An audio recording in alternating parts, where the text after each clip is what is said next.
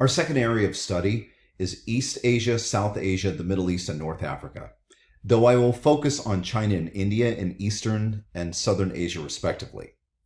Take a look at these four photographs. Can you see a commonality amongst at least three of them?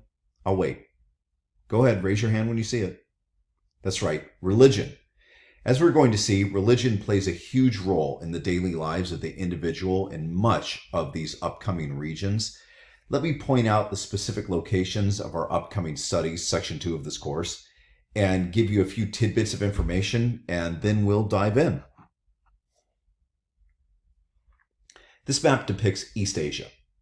Notice that it includes China, which is our focus, but also North and South Korea, Japan, Taiwan, and the Philippines.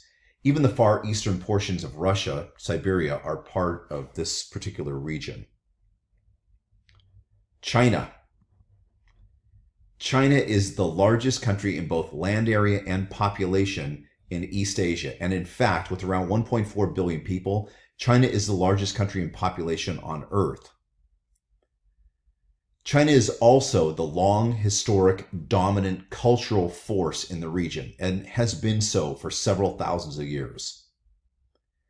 South Asia centers on the Indian Peninsula. Indeed, whenever anyone mentions South Asia, this is the area that they are talking about. Notice it includes India, Pakistan, Afghanistan, Nepal, Bhutan, Bangladesh, and Sri Lanka. This area that is centered on the Indian Peninsula is also, along with Eastern Asia, a highly populated zone on the planet. India itself has the second largest population on Earth with about 1.3 billion people. And I might add, it's growing faster than China and will overtake China numerically over the next 20 to 30 years if everything continues to go as is. By the way, the United States is the third largest country in the world with about 330 million people, but Indonesia is fast approaching us.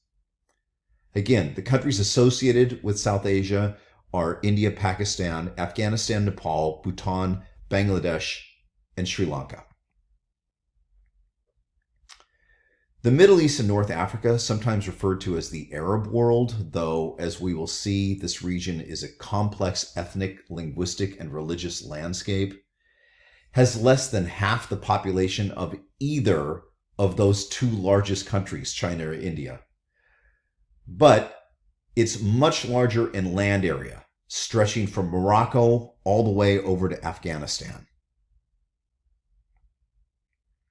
What about the term, the Middle East?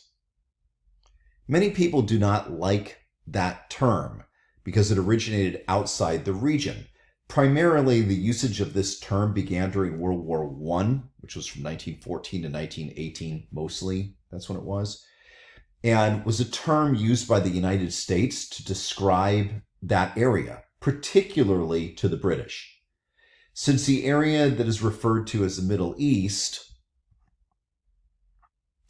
includes the Persian Gulf and the Eastern Mediterranean Sea area,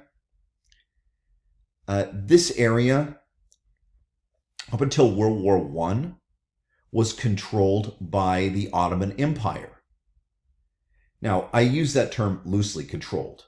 The Ottoman Empire was a Turkish empire, and leading toward its end around 1918, they had kind of loose control in reality over that area. But the Americans, in an attempt to describe the area, the Middle East, began to refer to it as the Middle East when they were speaking to the British. Basically, this is a European perspective. East Asia was seen as the Far East because it was a long way away from Europe. The Near East was the Balkans and Southeastern Europe and Turkey. So by default, the area in between that was not called India just became the middle, and that was the origination of this term, the Middle East. I've been to multiple countries in the Middle East, and most people there, at least most of the people I encountered and spoke to, they refer to it as the Middle East themselves. So I'm going to refer to it as the Middle East, but I understand that people have different views on the usage of that terminology.